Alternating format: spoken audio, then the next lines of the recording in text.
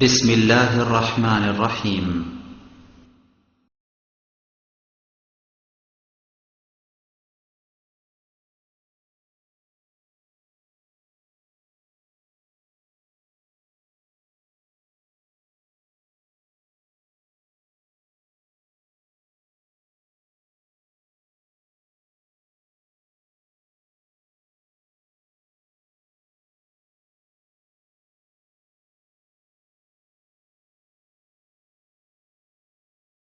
إن الحمد لله نحمده ونستعينه من يهده الله فلا مضل له ومن يضلل فلا هادي له وأشهد أن لا إله إلا الله وحده لا شريك له وأشهد أن محمدا عبده ورسوله أما بعد فإن خير الحديث كتاب الله وخير الهدى هدى محمد صلى الله عليه وسلم وشر الأمور محدثاتها وكل محدثة بدعة وكل بدعة ضلالة وكل ضلالة في النار. أعوذ بالله من الشيطان الرجيم. يا أيها الذين آمنوا قوا أنفسكم وأهليكم نارا. عن أبي هريرة رضي الله تعالى عنه قال قال رسول الله صلى الله عليه وسلم كل مولود يولد على الفطرة فأبواه يهودانه ويمجسانه وينصرانه إلى آخر الحديث رواه البخاري ومسلم. عن أبي هريرة رضي الله تعالى عنه قال قال رسول الله صلى الله عليه وسلم من كانت له وليدة فعلمها فحسن تعليمها وأدبها فحسن تأديبها فله أجران রাহুল বুখারী মুসলিম. সম্মানিত মসজিদের মুসল্লি, প্রশংসা আল্লাহর জন্য, শান্তি অবতীর্ণ হোক আল্লাহর রাসূলের উপর সাল্লাল্লাহু আলাইহি ওয়াসাল্লাম. বিগত জুমায় আমাদের আলোচনা ছিল কিয়ামতের ভয়াবহ অবস্থা. ওই অনুযায়ী আজকের আলোচনা হতে হয় জাহান্নামের বিবরণ. কেননা আমরা বিবরণে পেশ করেছি কবর যত জটিল, কিয়ামত তার চেয়ে অনেক বেশি কঠিন. কিয়ামত যত কঠিন, জাহান্নাম তার চেয়ে অনেক অনেক অনেক বেশি কঠিন. জাহান্নাম যত কঠিন, কিয়ামত তার চেয়ে কিছু কম. কিয়ামত যত কঠিন, কবর তার চেয়ে কিছু কম. এরপরেও আমাদের নবী মুহাম্মদ সাল্লাল্লাহু আলাইহি সাল্লাম বলেন, মা রাআইতু মানজারান কাতল কাবর আফজা মিনহু, আমার জীবনে আমি দেখিনি কোনো দৃশ্য যেটা কবরের চেয়ে আশ্চর্য হতে পারে. আমাদের নবী মুহাম্মদ সাল্লাল্লাহু আলাইহি সাল্লাম তার অবগতির বিবরণে বলেছেন যে আমার জীবনে আমি দৃশ্য হিসাবে যেটা বুঝি তাতে সবচেয়ে ভয়াবহ আশ্চর্য দৃশ্য হচ্ছে কবর. তিনি কথাটি এইভাবে বুঝিয়েছেন যে অল কবর আউয়ালু মানজিল মিন মানাজিলিল আখিরাহ, মানুষের মরার পরে যতগুলি বিপদ রয়েছে তার প্রথম বিপদ, প্রথম স্তর হচ্ছে কবর. ফাইন নাজা মিনহু ফাবাদহু আইসরু মিনহু, যদি মানুষ কবরে বেঁচে যায় তাহলে এরপরে যত স্তর আছে তা সহজ হয়ে যাবে. ওয়াইলাম ইয়ানজু মিনহু ফাবাদহু আশাদ্দু মিনহু, আর যদি মানুষ কবরে বাঁচতে না পারে তাহলে এরপরে যত স্তর আছে সব আরো জটিল হয়ে যাবে. এই জন্যই কবর যত জটিল, কিয়ামত তার চেয়ে অনেক বেশি কঠিন. কিয়ামত যত কঠিন, জাহান্নাম তার চেয়ে অনেক অনেক অনেক বেশি কঠিন. এ অনুযায়ী আমাদের আজকের বিবরণ হতে হয় জাহান্নাম. এরপরে আমরা আপনাকে এবং আপনার পরিবারকে সতর্ক করে নিতে চাচ্ছি জাহান্নাম সম্পর্কে. এই জন্য আজকের আলোচনা হবে আপনাকে নিয়ে, আপনার স্ত্রীকে নিয়ে, আপনার আহাল পরিবার, ছেলে মেয়েকে নিয়ে, যাতে করে আপনি নিজেকে সহ গোটা পরিবারকে জাহান্নাম থেকে বাঁচাতে পারেন। অতএব আজকের অতীব গুরুত্বপূর্ণ আলোচনা হচ্ছে পরিবার ও পারিবারিক জীবন। এ ব্যাপারে আল্লাহ তাআলা বলেন, ইয়া আইয়ুহাল্লাযীনা আমানু, হে বিশ্বাসীগণ, কু আনফুসাকুম ওয়া আহলিকুম নারা, তোমরা যারা আল্লাহ এবং আল্লাহর রাসূলকে বিশ্বাস করো, তোমরা নিজেদেরকে জাহান্নাম থেকে বাঁচাও আর তোমাদের পরিবারকে জাহান্নাম থেকে বাঁচাও। অত্র বিবরণে আল্লাহ তাআলা প্রথমে মানুষকে বললেন যে তোমরা নিজেদেরকে জাহান্নাম থেকে বাঁচাও। অবশ্যই মানুষের হাতে এমন কিছু কর্ম আছে যেই কর্মের বিনিময়ে ও নিজেকে জাহান্নাম থেকে বাঁচাতে পারে, এটা আল্লাহ বলছেন। পরের অংশে এটাও বোঝা যায় যে তোমরা তোমাদের পরিবারকে জাহান্নাম থেকে বাঁচাও। তাহলে পরিবারকে কিভাবে জাহান্নাম থেকে বাঁচাতে হবে এর ব্যবস্থাপনাও মানুষের হাতে আছে। নইলে মানুষকে আল্লাহ এভাবে কেন বলছেন যে তোমরা নিজেদেরকে জাহান্নাম থেকে বাঁচাও আর তোমাদের পরিবার, ছেলে মেয়ে, স্ত্রীকে জাহান্নাম থেকে বাঁচাও?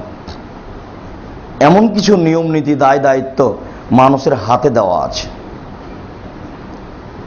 আমরা সে বিষয়গুলি কিভাবে অবগত হতে পারি, কিভাবে বাস্তবায়ন করতে পারি, তাহলে নিজে সহ পরিবারকে জাহান্নাম থেকে বাঁচাতে পারি।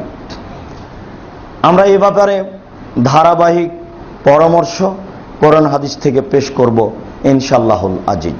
সর্বপ্রথমে লোকমান হাকিম তার ছেলেকে জাহান্নাম থেকে বাঁচানোর জন্য যে পদক্ষেপ গ্রহণ করছেন, সেটাই মূলত মানুষ তার পরিবারকে জাহান্নাম থেকে বাঁচাবে, এটাই পদক্ষেপ।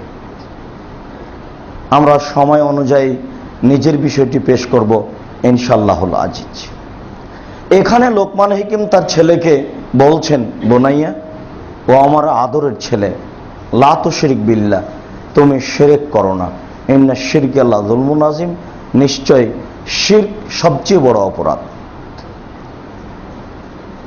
যেটা সবচেয়ে বড় অপরাধ, সেটা থেকে যখন নিজেকে এবং পরিবারকে বাঁচানো যাবে, তাহলে নিজেকে এবং পরিবারকে সবচেয়ে বড় অপরাধ থেকে বাঁচিয়ে নিলাম। আর যখন মানুষ নিজেকে এবং পরিবারকে সবচেয়ে বড় অপরাধ থেকে বাঁচিয়ে নিতে পারবে, তখন তার জন্য জাহান্নাম থেকে বাঁচা এবং জান্নাত পাওয়া সহজ হয়ে যাবে। যদিচ ভারত, বাংলাদেশ, পাকিস্তান, বিশেষভাবে বাংলাদেশে মানুষের শিরক থেকে বাঁচানো বিষয়টি খুবই কঠিন। জন্মসূত্রেই তাকে শিরক করতে হয়, জন্মদিবস পালন করতে হয়, তাহলে মরলেও তাকে শিরক করতে হয়, মৃত্যু দিবস পালন করতে হয়, আর শিক্ষা জীবনের সূচনাতেই শিরক করতে হয়। মানে এখনো দুধ ছাড়েইনি, 4 বছর, 4.5 বছর বয়স, ও স্কুলে প্লে গ্রুপে ছেলেকে ভর্তি করেছে, ওখানে রবি ঠাকুরের গান বলতে হয়। তাহলে তার শিক্ষার সূচনাতেও শিরক, ওর জন্মসূত্রও শিরক, ওর মৃত্যুসূত্রও শিরক। আশ্চর্য অভিনব ব্যাপার। বিষয়টি যে কত জটিল, কত কঠিন, আসলে আমাদেরই বিদ্যার অভাব রয়েছে। আমরা এই জাতিকে স্পষ্টভাবে শিরক বুঝাতে পারিনি। আল্লাহ এবং আল্লাহ রাসূলের দাওয়াত মানুষের কাছে পৌঁছাতে পারছি না। হয়তোবা উপযুক্তভাবে পৌঁছাতে পারলে মানুষ বুঝতে পারত যে জাহান্নাম থেকে বাঁচার পথ কি। সম্মানিত মসজিদের মুসল্লি, অত্র আয়াতে লোকমান হাকিম যেভাবে বললেন, সম্মানিত মসজিদের মুসল্লি, অত্র আয়াতে লোকমান হাকিম যেভাবে বললেন, তাতে জাহান্নাম থেকে বাঁচানোর পথ, 1 নম্বর পথ হচ্ছে নিজেকে এবং পরিবারকে শিরক মুক্ত করতে হবে। শিরকযুক্ত পরিবার, শিরকযুক্ত ব্যক্তি জাহান্নাম থেকে বাঁচতে পারে না। কেন? এতে আল্লাহকে খাটো করা হয়। পাপ ভিন্ন জিনিস, শিরক পাপ ভিন্ন জিনিস। আমরা বিভিন্ন দিনের আলোচনায় অবগতিতে রাখি যে পৃথিবীতে 2টি পাপ রয়েছে যার নিজস্ব ক্ষমতা রয়েছে। সব পাপের নিজস্ব ক্ষমতা নেই। পৃথিবীতে দুটি পাপ রয়েছে যার নিজস্ব ক্ষমতা রয়েছে। তার একটি পাপের নাম হচ্ছে শিরক, আর একটি পাপের নাম হচ্ছে বিদআত। শিরক করলে অতীতের নেকি নষ্ট হয়ে যায়, শিরক করলে আল্লাহকে হেয় তুচ্ছ করা হয়, শিরক করলে আল্লাহকে অপমান করা হয়। এই জন্য পাপের জগতে সবচেয়ে বড় পাপ হচ্ছে শিরক। যখনই আপনি নিজেকে এবং পরিবারকে শিরক মুক্ত করলেন, তখন আপনি নিশ্চিত বিশ্বাস করুন, আজ হোক আর কাল হোক, এখন হোক আর তখন হোক, একদিন না একদিন জান্নাত হবেই। আর যদি নিজেকে এবং পরিবারকে শিরক মুক্ত না করেন, তাহলে কোনোদিন হবে না।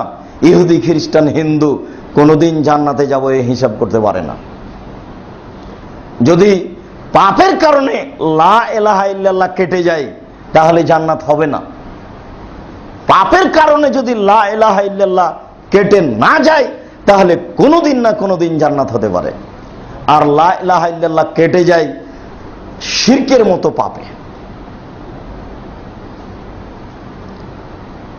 এ কারণে লোকমান হাকিম তার ছেলেকে বললেন, বুনাইয়া, ও আমার আদরের ছেলে, তোমার প্রথম জরুরি কাজ হচ্ছে তুমি কখনো শিরক করবে না। ইন্না শিরকা লাযুলমুন আযীম, মনে রেখো শিরক সবচেয়ে বড় অপরাধ। তাই আবু হুরায়রা রাদিয়াল্লাহু তাআলা আনহু বলেন, আকবারুল কাবায়রা সালাসা, সবচেয়ে বড় পাপ তিনটি, তার এক নম্বর বড় পাপ হচ্ছে শিরক। শিরকের এত ক্ষমতা যে অতীতের নেকিকে নষ্ট করে। জেনা একটা বড় পাপ, এরপরেও অতীতের নেকিকে নষ্ট করতে পারে না, ভবিষ্যতে কোনো নেকিকে বন্ধ করতে পারে না, অথচ বড় পাপ। আমাদের নবী মুহাম্মদ সাল্লাল্লাহু আলাইহি সাল্লাম বলেন, আল বিক্রু বিল বিক্রে জিলদু মিয়া তাগরিবু সানা, অবিবাহিত ছেলে মেয়ে যদি জেনা করে, তাহলে তাকে 100 লাঠি পিটিয়ে এলাকা থেকে 1 বছরের জন্য তাড়িয়ে দিতে হবে। তিনি বলেন, আসাইবু জানিয়া রাজম, বিবাহিত পুরুষ নারী যদি জেনা করে, তাহলে তাকে ইট ঢেল পাথর দিয়ে মেরে মেরে মেরে ফেলতে হবে। তিনি এই কথা বলেন, লা ইয়াহিল্লু দামু ইমরিন মুসলিম, কোন মুসলিম পুরুষ নারীকে হত্যা করা বৈধ নয়, তবে 3টি কারণে তাকে হত্যা করা যায়। এক, আর তারে করলে দিনেহি, সে যদি ধর্ম ত্যাগী হয়, সে যদি বলে আমি কোরআন মানি না, সে যদি বলে মদ হারাম, মদ হালাল, সে যদি বলে গাভীর দুধ হারাম, তাহলে তাকে হত্যা করতে হবে। তবে তার বাঁচার পথ আছে। তার গলায় ফাঁস দেওয়া হয়েছে টান টান, তখন সে বলছে আমার ভুল হয়েছে, তাহলে তাকে ফাঁসির মঞ্চ থেকে নামিয়ে নিতে হবে, তার বাঁচার সুযোগ আছে। আর একটি মানুষকে হত্যা করতে হয় কাতলুন নাফস, কেউ যদি কাউকে হত্যা করে, তাহলে তাকে হত্যা করতে হবে। এরপরেও তার বাঁচার পথ রয়েছে। যে ব্যক্তি হত্যা করেছে, সেই ব্যক্তিকে নিহত ব্যক্তির উত্তরাধিকারী পিতামাতা যদি বলে যে তুমি হত্যা করেছো, আমরা হত্যা করব না, তাহলে সে বেঁচে যাবে। তৃতীয় শ্রেণীর মানুষ হচ্ছে, বিবাহ করার পরে যদি কেউ জেনা করে, তাহলে তার বাঁচার দুনিয়াতে কোনো পথ বের করা যাবে না। বিবাহ করার পরে যদি কেউ জেনায় লিপ্ত হয়, আর যদি তাকে বাঁচাতে হয়, তাহলে মুহাম্মদ সাল্লাল্লাহু আলাইহি সাল্লামকে আবার দুনিয়াতে আসতে হবে। মুহাম্মদ সাল্লাল্লাহু আলাইহি সাল্লামকে দুনিয়াতে এসে বলতে হবে, আমি মুহাম্মদ বলছি, বিবাহ করার পরে যদি কেউ জেনা করে, তাহলে তাকে মুক্তি ঘোষণা করা হলো। যতদিন পর্যন্ত এই কথা না হবে, ততদিন পর্যন্ত তাকে বের করার কোনো পথ বের করা যাবে না। যেহেতু মুহাম্মদ সাল্লাল্লাহু আলাইহি সাল্লাম কিয়ামত পর্যন্ত আর কোনোদিন আসবেন না, অতএব এই হুকুম আর কোনোদিন পরিবর্তন হবে না। বিবাহ করার পরে যদি কেউ জেনা করে, তাহলে তাকে হত্যা করতে হবে, এটাই চূড়ান্ত, তার বাঁচার কোনো পথ নেই। অন্তত এই কথা মনে রাখতে হবে যে বিবাহ করার পরে জেনায় লিপ্ত হলে অন্তত বেঁচে থাকার কোনো সুযোগ নেই, কোনো পথই নেই। তাহাজ্জুদ দিয়ে হবে না, তওবা দিয়ে হবে না, কান্নাকাটি দিয়ে হবে না, হজ দিয়ে হবে না, যাকাত দিয়ে হবে না, দান খেরাত দিয়ে হবে না, পৃথিবীতে কোনো সুযোগই নেই। ওর বেঁচে থাকারই সুযোগ হারিয়ে গেছে। এরপরেও যদি ও তওবা করে এই পাপ ক্ষমা হবে, যদি তওবা না করে তাহলে এই পাপ তার দুনিয়াতে কোনো ক্ষতি করবে না, এই পাপ বিচারের মাঠে পাপের পাল্লায় উঠে যাবে। এত বিপজ্জনক ভয়াবহ পাপ হওয়ার পরেও তার দুনিয়াতে ক্ষতি করে না। শিরক এমন একটা পাপ যে তার অতীতের নেকি নষ্ট করে দেয়। শিরক এমন একটা পাপ যে সৃষ্টিকর্তাকে অপমান করা হয়। আচ্ছা, ওই পতাকাকে এভাবে সালাম দিচ্ছেন কেন? ও কি করতে পারে? এইভাবে সম্মান জানাচ্ছেন কেন? মানুষের বিবেক হারাতে হারাতে হারাতে করে গোবর হয়ে গেছে। তার মানে ও এখন মানুষই নয়, এখন জড় বস্তু। মানুষ যদি হয় তাহলে কিছু বুঝে না কেন? ব্যাপারটা কি?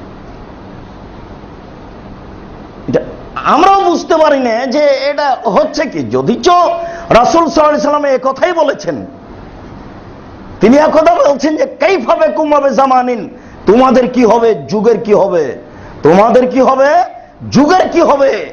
এই যা উবকিতা মিন হুসালাতি মিনান নাস, যখন তোমার জীবিকা নির্বাহ হবে আগাছার মাঝে। সবাই আগাছা, মানুষের বিবেকই নাই, বিবেকই হারিয়ে গেছে। যদি বিবেক না হারায় তাহলে এটা কেন?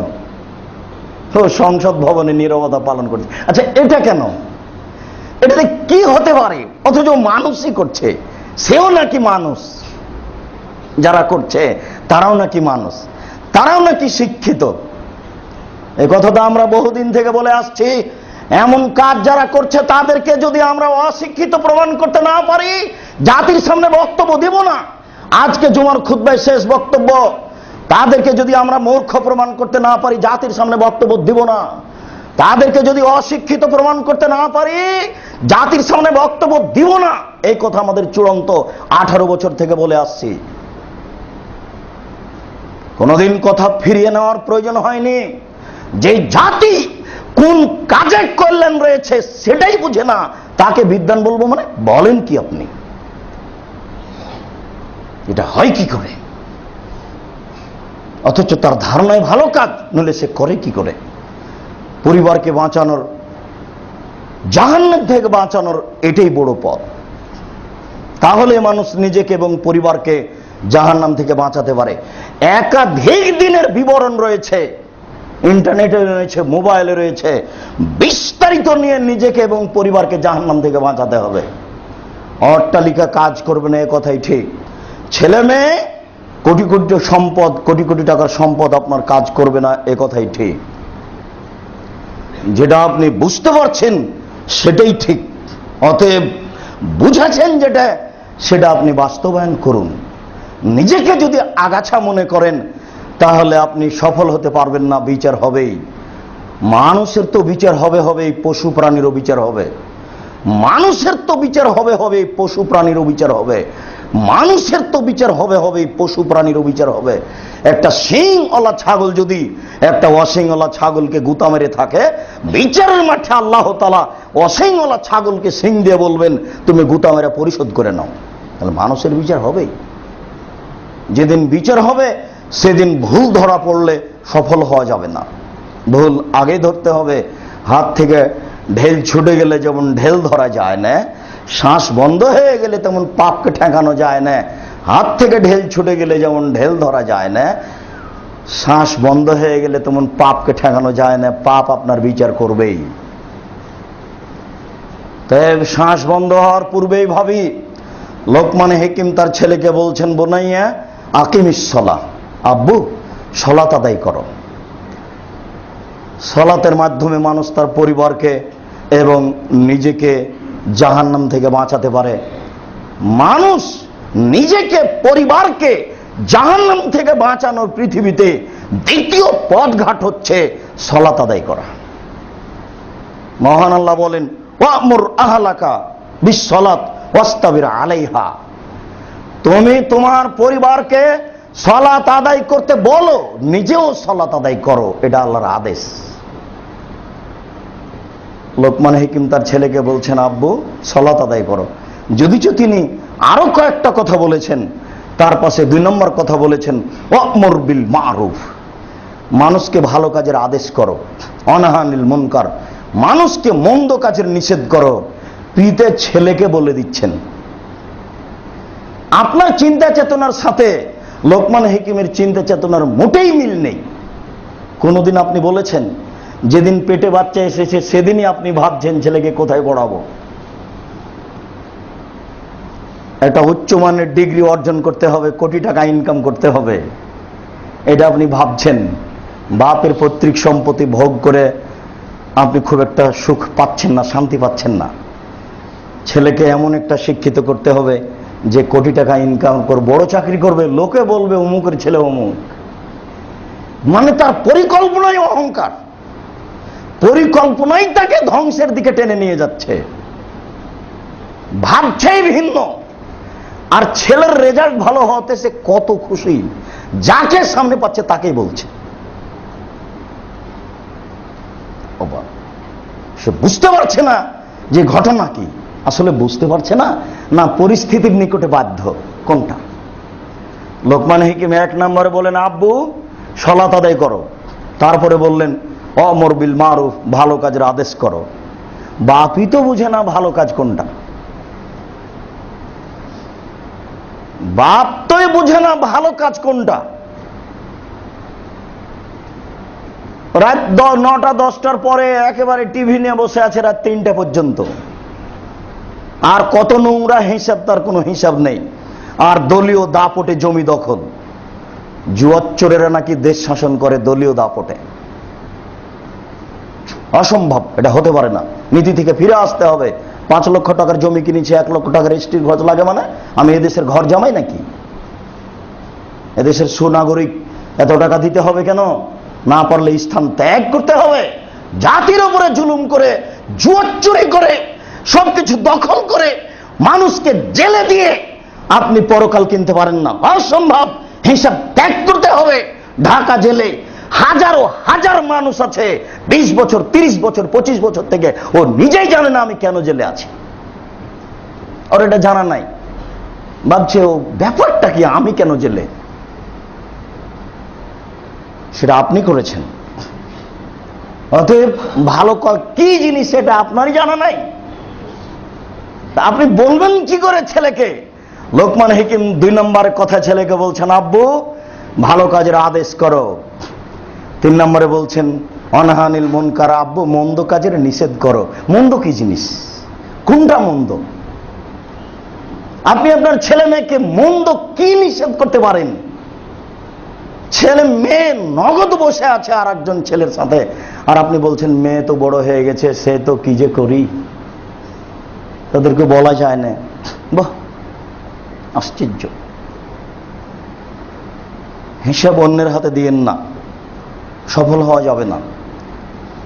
আবু হুরায়রা রাদিয়াল্লাহু তাআলা আনহু বলেন, রাসূল সাল্লাল্লাহু আলাইহি ওয়াসাল্লাম বলেছেন, মাউরু আওলাদাকুম বিসসালাত ওয়াহুম আবনাউ সাবঈ সিনিনা, তোমরা তোমাদের ছেলে মেয়েকে সালাত আদায় করতে বলো যখন তার বয়স 7 বছর। ওয়াদরিবহুম আলাইহিম আবনাউ 10 সিনিনা, তাকে পিটিয়ে সালাত আদায় করো তার বয়স যখন 10 বছর। তাহলে 7 থেকে 10 পর্যন্ত পিটানো যাবে না, 7 থেকে 10 পর্যন্ত আদর। যেই মুখে তিনি আদরের কথা বলেছেন, ওই মুখে তিনি বলেছেন লাঠিটা দরজায় ঝুলিয়ে রাখো। যে মুখে তিনি ছেলে মেয়েকে চুমা দিচ্ছেন, যেই মুখে তিনি বলছেন ফাতেমা আমার কলিজার টুকরা, হাসান হুসাইন আমার ফাতেমার ছেলে, আমারও ছেলে। হাসান হুসাইনকে তিনি কত ভালোবাসেন তা হিসাব দেওয়া যাবে না। ফাতেমাকে তিনি কত ভালোবাসতেন তা ভাষায় বিবরণ দেওয়া যাবে না। সেই মানুষটাই বলছেন যে লা তারফা আসাকা আদাবান মিন আহলিক, তুমি তোমার পরিবারের উপর থেকে শিষ্টাচারের লাঠি উঠিয়ে নিও না। তাহলে বোঝা যাচ্ছে যে পরিবারে লাঠি লাগে। তো ভালোবাসা কোথায় গেল? তাহলে এক সময় ভালোবাসা টিকবে না। ওই লোকে বলছেন যে আল্লেক আসাকালা বাবেক, তুমি তোমার শিষ্টাচারের লাঠি দরজায় ঝুলিয়ে রাখো। দরজার উপর একটা লাঠি ঝুলবে। তার মানে এই ছেলে এক সময় কথা শুনবে না, এ মেয়ে এক সময় কথা শুনবে না, বউ এক সময় কথা শুনবে না। যে মোহাম্মদ সাল্লাল্লাহু আলাইহি সাল্লাম স্ত্রীকে আদরের জন্য বললেন, কত আদরের কথা বললেন, আর তার সাথে কত ভালোবাসার কথা বললেন। জাবের কি খবর, তাড়াতাড়ি চলে যেতে চাচ্ছ কেন? অপেক্ষা করো। আল্লাহ রাসূল আমি নতুন বিবাহ করেছি, বাড়ি যেতে চাচ্ছি। ও নতুন বিবাহ করেছ, বিক্রম সাইয়েব, তালাকপ্রাপ্ত মেয়ে বিবাহ করেছ না কুমারী মেয়ে বিবাহ করেছ? তখন জাবের রাদিয়াল্লাহু তাআলা বলছেন, সাইয়্যিব, তালাক প্রাপ্তা মেয়ে বিবাহ করেছি। তখন আল্লাহ রাসূল বলছেন, না হাল্লা বিকরাম তুলায় বোকা ও আজারাকা, তুমি অবিবাহিতা মেয়ে কেন বিবাহ করনি? তুমি তার সাথে খেলতে, ও তোমার সাথে খেলতো, তুমি তার কৌতুক দেখতে। কুমারী মেয়ে কৌতুক করে, কত ভালোবাসে। আয়েশা রাদিয়াল্লাহু তাআলা আনহা বলছেন, তিনি আমাকে এত ভালোবাসতেন, আমি কম বয়সের মেয়ে, আমি যোদ্ধাদের খেলা দেখছি, আমি তার পিছনে দাঁড়িয়ে থাকলাম, যতক্ষণ পর্যন্ত দাঁড়িয়ে থাকলাম তিনি দাঁড়িয়েই থাকলেন, তিনি বললেন না একবারও, আয়েশা তুমি আর কতক্ষণ দেখবে, তুমি ক্লান্ত হওনি? আমি যতক্ষণ পর্যন্ত খেলা দেখলাম ততক্ষণ পর্যন্ত তিনি দাঁড়িয়েই থাকলেন। তার মানে তিনি আমাকে খুশি করতে চাচ্ছেন। বউকে খুশি করতে হয়, যে বউকে আদর করছেন, খুশি করছেন, সেই বউয়ের ব্যাপারে তিনি বলেন লাঠি ঝুলিয়ে রাখো, তাহলে বোঝা যাচ্ছে যে বউ সময়ে কাজ করবে না।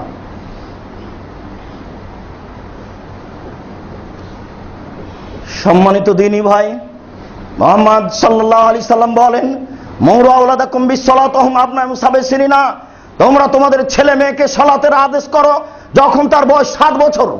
ওয়াদরিবহুম আলাইহা ওয়া হুম আবনাউ 10 সিনিনা, ছেলে মেয়েকে পিটিয়ে সালাত আদায় করো যখন তার বয়স 10 বছর। মনে রাখা ভালো হবে, সালাতে এমন একটা ইবাদত যার কর্মসূচি রয়েছে, পৃথিবীর আর কোনো ইবাদতের কর্মসূচি নেই। যাকাত ফরজ হয়েছে, দাও, কোনো কর্মসূচি নেই। রমজান এসেছে, সিয়াম পালন করো, যে পারবে করবে, কোনো কর্মসূচি নেই।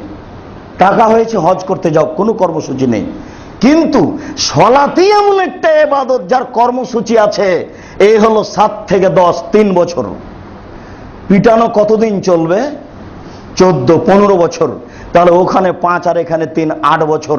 সালাতই এমন একটা ইবাদত যার কর্মসূচি 8 বছর। 15 বছরের একটা ছেলে নামাজ পড়ে না, বুঝে নিতে হবে ওর বাপ নাই, এ কথাই ঠিক। বাপ আছে, ছেলে নামাজ পড়ে না, এ কথা মিথ্যে। জন্ম দিতে পারলেই বাপ হওয়া যায় না, ক্ষমতার নাম বাপ। প্রসাব করাতে পারলেই মা হওয়া যায় না, ক্ষমতার নাম মা। 15 বছরের মেয়ে একটা নামাজ পড়ে না, তার মা বেঁচে আছে, এ কথা ঠিক নয়। তার মা নেই, এ কথাই ঠিক। তাকে নামাজ পড়তেই হবে, সালাত আদায় করতেই হবে যে কোনো মূল্যে। মানুষ নিজেকে এবং পরিবারকে বাঁচাতে পারে, তার 2 নম্বর পথঘাট হচ্ছে সালাত। সালাত ছাড়া কোনো মানুষ নিজেকে এবং পরিবারকে জাহান্নাম থেকে বাঁচাতে পারে না। আমাদের নবী মুহাম্মদ সাল্লাল্লাহু আলাইহি ওয়াসাল্লাম বলেছেন, ফাওয়ালু মা ইসালুল আবদু ইয়াউমাল কিয়ামাহ সালাত। বিচারের মাঠে মানুষকে প্রথমে যেটা জিজ্ঞাসা করা হবে সেটা হলো তার সালাত, তার নামাজ। ফাইন সালাহাত সালাহাহু সায়রা আলাইহি, যদি সালাত টিকে যায় তাহলে তার সব ইবাদত টিকে যাবে।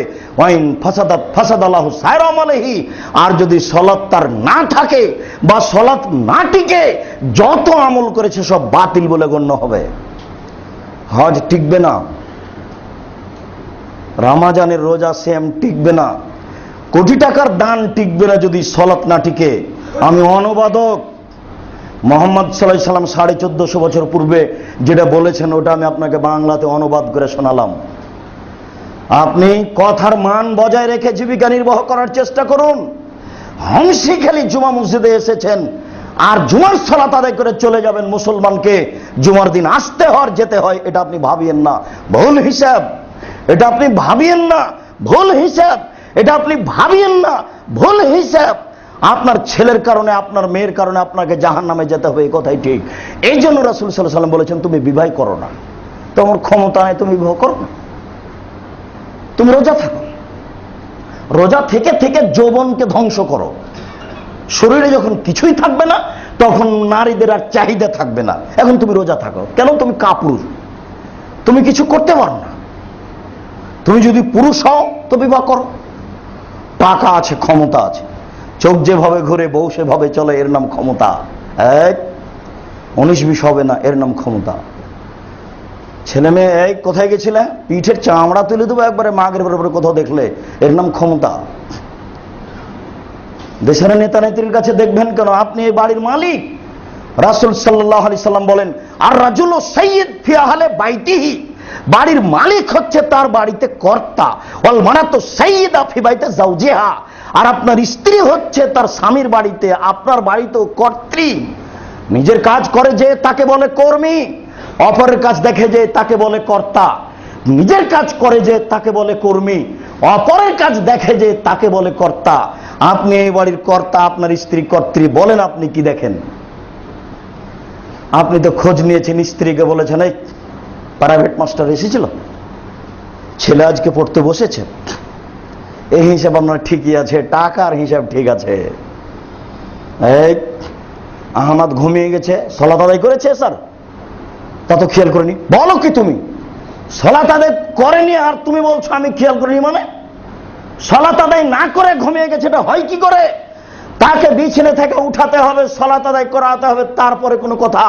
কাপুরুষের পরিচয় দিয়ে জীবিকা নির্বাহ করে তাহাজ্জুদ কিনে পড়ে জান্নাত কেনার চেষ্টা করেন না, হিসাব ভুল। তাহাজ্জুদ পড়ে জান্নাত কেনার চেষ্টা করেন না, এটা হিসাব টিকবে না। অতএব একথাই চূড়ান্ত যে আহাল পরিবারকে নিজেকে 5 ওয়াক্ত সালাতের সাথে প্রস্তুত করতে হবে। 15 বছর বয়সে একটা ছেলে নামাজ পড়ে না, তার বাপ নাই, এ কথাই ঠিক। 15 বছর বয়সে একটা মেয়ে সালাত আদায় করে না, তার বাপ মানে, এ কথাই ঠিক। অতএব যেটা ঠিক সেটাকে মূল্যায়ন করুন। সম্মানিত মসজিদের মুসল্লি, আপনি আপনার পরিবারকে জাহান্নাম থেকে কিভাবে বাঁচাতে পারেন? আবু যার গেফারি রাদিয়াল্লাহু তাআলা আনহু বলেন, রাসূল সাল্লাল্লাহু আলাইহি সাল্লাম কানা ইয়াকরাহুন নাওমা ক্বাবলা ইশায়ে ও ইয়াকরাহুল কালামা বাদাল ইশায়ে। আমাদের নবী মুহাম্মদ সাল্লাল্লাহু আলাইহি সাল্লাম এশার সালাতের পূর্বে ঘুমিয়ে যাওয়াকে ঘৃণা করতেন, এশার সালাতের পরে কথা বলাকে ঘৃণা করতেন। এশার সালাতের পূর্বে ঘুমিয়ে যাওয়াকে ঘৃণা করতেন, এশার সালাতের পরে কথা বলাকে ঘৃণা করতেন। এই হাদিসের বাস্তবতা আপনার পরিবারে করতেই হবে যে কোনো মূল্যে। মাগরিবের পরে ছেলে বাইরে থাকবে, এটা হতে পারে না। দায়িত্ব পালন করেন পিতা হিসেবে। প্রত্যেক দিন মেয়ে বিকাল 2টায় আসে কলেজ থেকে, আজকে 2:30 মিনিটে এসেছে, খুঁজে বের করতে হবে 30 মিনিট লেট কোথায় হয়েছে। 30 মিনিট তার জেনার গল্প চলে এসেছে, কিছুক্ষণ পরে ও বের হয়ে যাবে। আপনাকে তার মুখের দিকে তাকাতে হবে, মুখ দেখলে বোঝা যাবে কেন জানে কেমন কেমন করে, আনছান আনছান করে, বোঝা যাচ্ছে সমস্যা ভিন্ন। এমনিতেই আপনি মেয়ে পাঠিয়েছেন ছেলেদের স্কুলে, ছেলেদের কলেজে, ওটা তো জাহান্নামের কারখানা, ওখানে জান্নাত হয় কি করে? উনি নাকি মহিলা কলেজের প্রিন্সিপাল। বাহ, দিন রাত অপর মহিলার দিকে দেখে আর রূপ চেহারা ভোগ করে, নাকি তাহাজ্জুদ পড়ে জান্নাত কিনতে চায়, ধর্মকে পাগল পেয়েছে। মেয়েকে নগ্ন পোশাকে কলেজে পাঠায়, এদিকে 3 চিল্লাই যায়, ধর্মকে পাগল পেয়েছে। হিসাব ভুল, হিসাব ভুল। ফিরে আসতে হবে, শ্বাস বন্ধ হওয়ার আগে আগে ফিরে আসার সুযোগ আছে। ওই কথাই চূড়ান্ত। 3 শ্রেণীর মানুষ জান্নাতে যাবে না, এই কথাই চূড়ান্ত। তার প্রথম শ্রেণীর মানুষ হচ্ছে মুদমিনুল খামর, যারা নিয়মিত বিড়ি, তামাক, জর্দা, সিগারেট, গুল, নেশাদার দ্রব্য খায়, পান করে। ওরা জান্নাতে যাবে না। যাবে কিভাবে? ছেড়ে দিয়ে তওবা করে আসতে হবে, জান্নাত হবে। 2 ওর রাজনাতু মিনান নিসায়ে, পুরুষের বেশধারী নারী জান্নাতে যাবে না। পুরুষের বেশধারী নারী, যারা পুরুষের জুতা স্যান্ডেল পরে, যারা পুরুষের শার্ট প্যান্ট পরে, যারা পুরুষের পোশাক পরে, ওরা জান্নাতে যাবে না। জাহান্নাম বলতে নারী আর নারী, জাহান্নাম বলতে নারী আর নারী, জাহান্নাম বলতে শুধু নারী আর নারী, কিছু পুরুষ। আর আপনি তার মধ্যে। কেন? 3 নম্বরে রাসূল সাল্লাল্লাহু আলাইহি সাল্লাম আপনার ব্যাপারে বললেন, ও দায়ুস, দায়ুস জান্নাতে যাবে না। দায়ুসকে আল্লাযী ইকিরু ফি আলিয়াল খাবাসা, যে তার বাড়িতে বেহায়ার সুযোগ দিয়েছে, সে হলো দায়ুস। দিন রাত আপনার স্ত্রী বিয়ের সাথে গল্প করে, আপনি দেখতে পান না? মোবাইলে গল্প করে দেখতে পান না? মেয়ে বিকালে কোথায় যায় আপনি দেখতে পান না? মোহর দিলেন আপনি 2 লক্ষ টাকা, আর স্ত্রী 10টার সময়তে গেছে বাজারে, 5টায় এসেছে। কত লোক যে তাকে ধাক্কা মারলো, টাকা দিলেন আপনি আর ধাক্কা মারে লোকে, খারাপ লাগে না?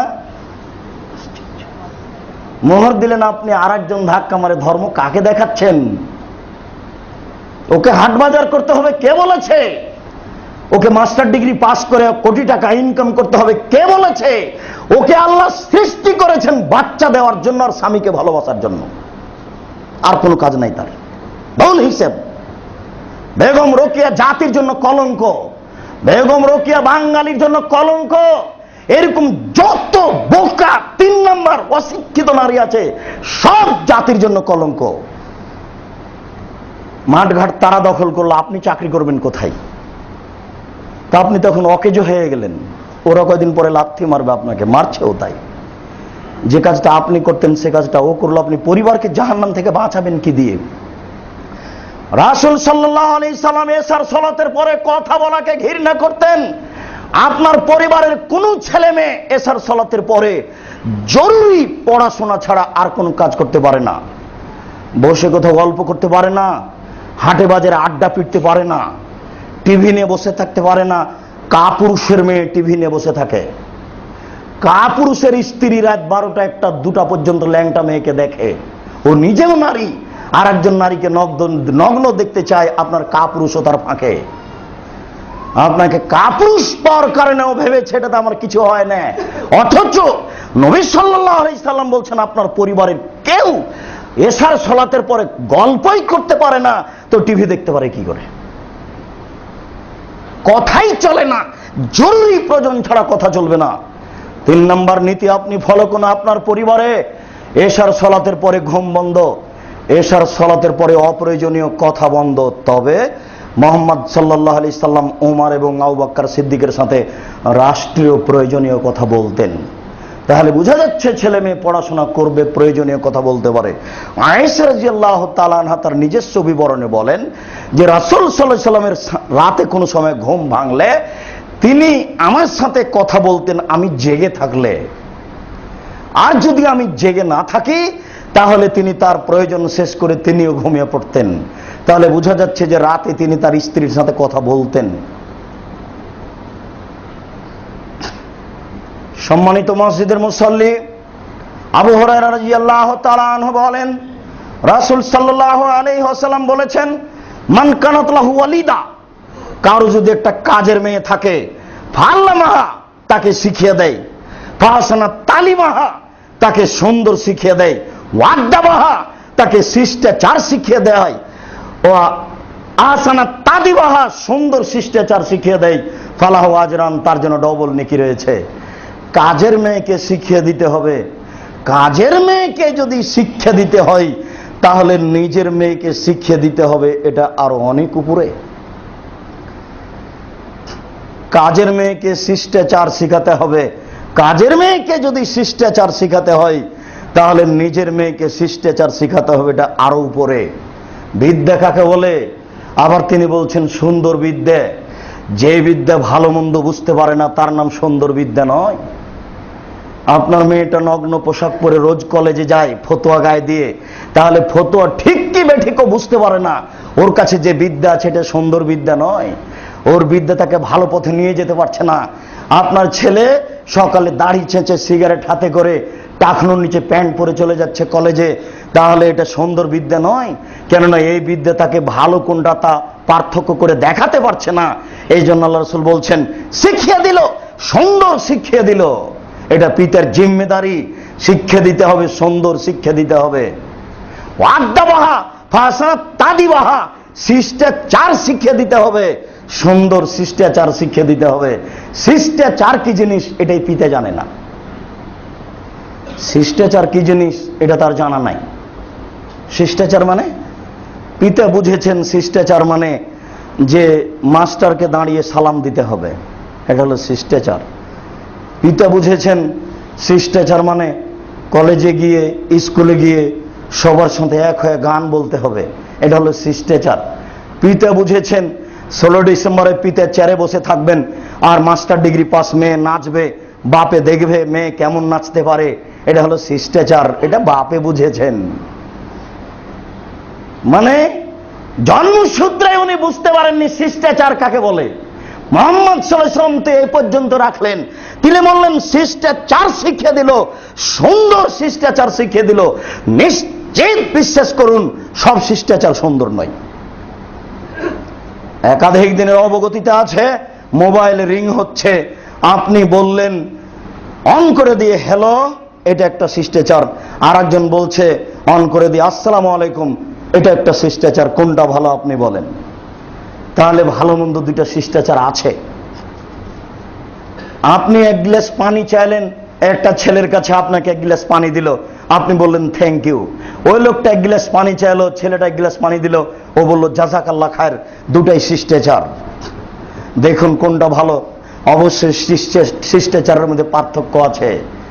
আপনার মেয়ে হাঁটতে যখন পারে তখনই আপনি তাকে পায়জামা পরিয়েছেন, আর একটা লোক তার মেয়ে ক্লাস 10-এ পড়ে তবু জাঙ্গা পরে আছে, তার মেয়ে নাকি বড় হয়নি, শরীর হাত মোটা হয়ে গেছে, তবু নাকি তার চোখে ধরে না, গেঞ্জি গায়ে দিয়ে কলেজে যায়। ছি, ওর বাপের লজ্জা হয় না? জন্ম দিল কেন? ছি, পিতার লজ্জা হয় না? ও জন্ম দিল কেন?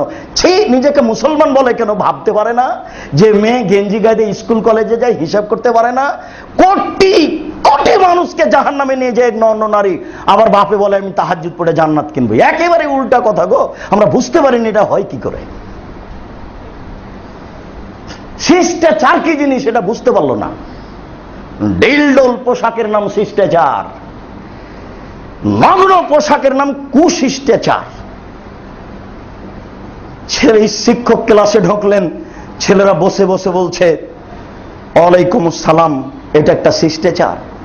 শিক্ষক ক্লাসে ঢুকলেন, ছেলেরা দাঁড়িয়ে বলছে ওয়ালাইকুম আসসালাম, এটা একটা শিষ্টাচার।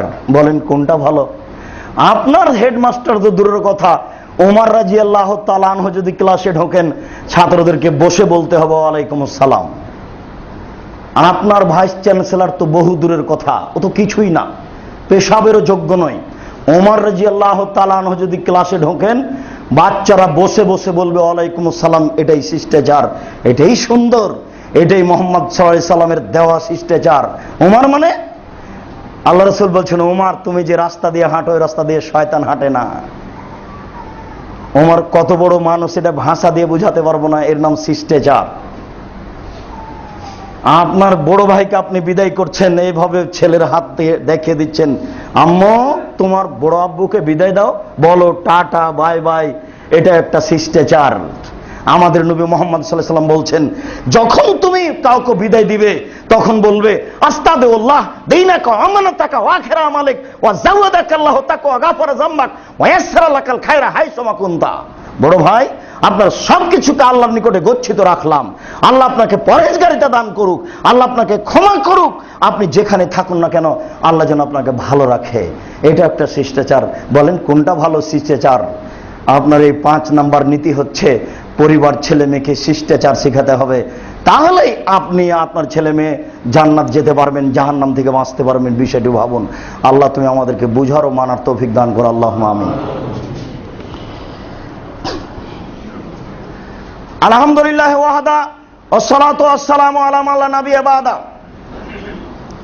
আবু মুসা আশআরী রাদিয়াল্লাহু তাআলা আনহু বলেন, রাসূল সাল্লাল্লাহু আলাইহি ওয়াসাল্লাম বলেছেন, মাসালু জালিসিস সালিহ ওয়াস সাওহে কা সাহেবিল মিসকে অনাফিকিল কিরে। ভালো বন্ধু আর মন্দ বন্ধুর শিষ্টাচার নীতি হচ্ছে, ভালো বন্ধু আর মন্দ বন্ধুর দৃষ্টান্ত হচ্ছে কামারের মতো আর আতরওয়ালার মতো। তিনি উদাহরণ পেশ করছেন মুহাম্মদ সাল্লাল্লাহু আলাইহি সাল্লামের মুখের উদাহরণ। দেখেন তো আপনি বুঝতে পারেন কিনা। তিনি জাতির জন্য পেশ করছেন, শোনো, ভালো বান্ধবী আর মন্দ বান্ধবীর উদাহরণ হচ্ছে কামারের মতো, কর্মকারের মতো আর আতরওয়ালার মতো। তিনি বলেন, মাসালো জালিসিস সলে, এই মাসালো জালিসিস সলে মাসালুল নাফে। কারো যদি বন্ধু হয় আতরওয়ালা, এমাই ইহুজিয়াকা, আতর হয়তোবা তাকে এমনিতে দিতে পারে, ওয়াইমান তাবতামিনহ, আতর হয়তোবা সে বান্ধবীর কাছ থেকে কিনে নিতে পারে। যদি এমনিতেও না দেয়, কিনেও যদি না নেই, তাহলে ওয়াইম্মা তাজিদু মিনহু রিহান তাইয়্যিবা, তার পাশে বসে থাকলে সুগন্ধি পাবে। আতরওয়ালার পাশে বসে থেকে সুগন্ধি পাওয়া যাবে না, এই কথা যেমন মিথ্যে, বান্ধবী ভালো আপনার মেয়ে ভালো হবে না, এই কথা তেমনি মিথ্যে। বিশ্বাস করুন, আতরওয়ালার পাশে বসে থেকে আতরের গন্ধ পাওয়া যাবে না, এই কথা যেমন মিথ্যে। আপনার ছেলের বন্ধু ভালো, আপনার ছেলে ভালো হবে না, এই কথা তেমন মিথ্যা। ভালো হবে, এই কথাই ঠিক।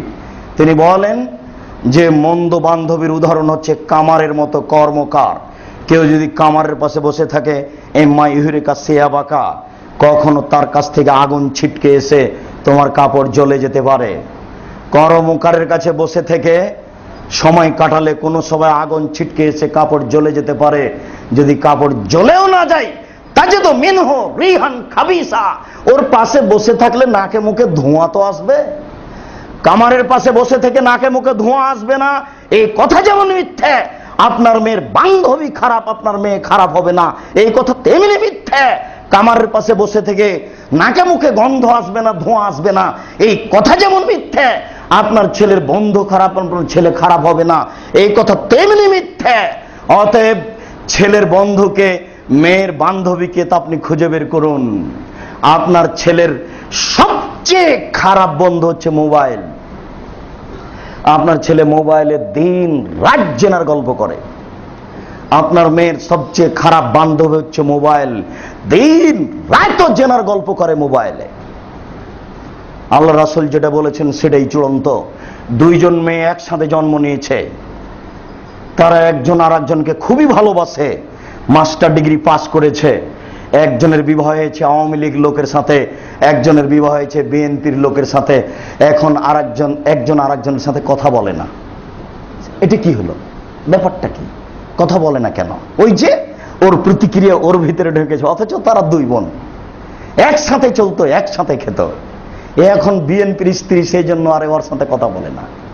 তার মানে রাসূল সাল্লাল্লাহু আলাইহি সাল্লাম যা বলেছেন তা চূড়ান্ত। যে প্রতিষ্ঠানে ছেলে মেয়ে যাচ্ছে, ওই প্রতিষ্ঠানে তার বান্ধবীকে, বন্ধুকে খুঁজে বের করুন। জন্ম দিতে পারলেই বাপ হওয়া যায় না, নীতির নাম পিতে। সব করাতে পারলে মা হওয়া যায় না, নীতির নাম মা। অতএব পরিবারকে কন্ট্রোল করতে হলে, জাহান্নাম মুক্ত করতে হলে ও কি করছে তা খুঁজে বের করতে হবে। এটাই চূড়ান্ত। সম্মানিত মসজিদের মুসল্লি, আবু হুরায়রা রাদিয়াল্লাহু তাআলা আনহু বলেন, রাসূল সাল্লাল্লাহু আলাইহি ওয়াসাল্লাম বলেছেন, কুল্লু মাউলুদিন ইউলাদাল ফিতরা, প্রত্যেকটা ছেলে মেয়ে ইসলামী ধারণ ক্ষমতা নিয়ে জন্মগ্রহণ করে। প্রত্যেকটা ছেলে দাড়ি ছেড়ে দিতে পারবে, তো দাড়ি চাঁচলো কেন? প্রত্যেকটা ছেলে জন্ম নিয়েছে প্যান্ট টাকনোর উপরে রাখতে পারবে, টাকনোর নিচে রাখলো কেন? প্রত্যেকটা মেয়ে গেঞ্জি ছাড়া একটা ডেল পোশাক পরতে পারবে, গেঞ্জি গায়ে দিল কেন? প্রত্যেকটা মেয়ে ওড়নাকে খুলে মাথায় দিতে পারবে, এই ক্ষমতা দিয়ে আল্লাহ তাকে সৃষ্টি করেছে। ওড়না গলায় জড়ালো কেন? আমাদের নবী মুহাম্মদ সাল্লাল্লাহু আলাইহি সাল্লাম বলছেন, ওর বাপ ওকে বলেছে যে প্যান্টটা টাকনোর নিচে রাখ। বলা লাগে, দেখতে পায় না। মাস্টার এসে ইংরেজি পড়ায়নি, সেটা বাপে দেখতে পায়। প্যান্টটা টাকনোর নিচে আছে, ওটা বাপ দেখতে পায় না। প্রতিদিন নইলে এক সপ্তাহে একদিন মা প্যান্টটা খেঁচে দেয়, দেখতে পায় না মা যে প্যান্টটা ছেলে টাকনোর নিচে আছে? জেনা করলে একটা লোক জাহান্নামে যাবে, এই কথা আল্লাহ রাসূল বলেননি? যেতে পারে, টাকনোর নিচে প্যান্ট গেলে ও জাহান্নামে যাবে, এই কথা আল্লাহ রাসূল বলেছে। হিসাব করতে হবে না? তাহলে দিন রাত কাপড় কাচি কেন? এই জন্য তো বলেছি, প্রসাব করাতে পারলে মা হওয়া যায় না, পাগলিও বাচ্চা প্রসাব করাতে পারে। বাচ্চাকে দুধ পান করাতে পারলে মা হওয়া যায় না, পাগলিও বাচ্চা দুধ পান করাতে পারে। তাহলে পাগলের মধ্যে আর আপনার স্ত্রীর মধ্যে পার্থক্য কি? আপনি কেন কার্টন যুক্ত একটা গেঞ্জি কিনে আনলেন ছেলের জন্য? হিসাব নাই? জন্ম দিয়েছেন, হিসাব নাই কেন? স্ত্রীর জন্য একটা তেল কিনে নিয়ে এসেছেন, একটা মেয়ে ছাপানো আছে, বাড়িতে ঢুকে আগে মুখের উপরে কালি দিতে হবে, তারপরে থাকবে বাসায়, তাছাড়া এটা থাকতে পারে না। রাসূল সাল্লাল্লাহু আলাইহি সাল্লাম যেভাবে বললেন, তাতে বোঝা যাচ্ছে প্রত্যেকটা ছেলে মেয়ে ইসলামী ধারণ ক্ষমতা নিয়ে জন্মগ্রহণ করেছে। সে ইসলামী নিয়ম নীতি মেনে চলতে পারবে। চললো না কেন? তার পিতামাতা তাকে ইহুদি করেছে, তার পিতামাতা তাকে খ্রিস্টান করেছে, তার পিতামাতা তাকে আগুন পূজক করেছে।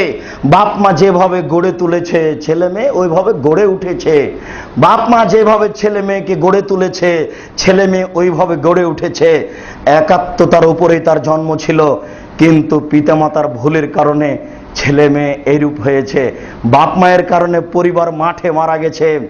আপনি হিসাব করুন, নিজের হিসাব আর একজনকে চাপিয়ে দিয়েন না। ভুল হিসাব, বিশ্বাস করুন, আপনি সমাজে যেসব নারীদেরকে নগ্ন অবস্থায় দেখছেন তার পিতার কারণে, তার মায়ের কারণে।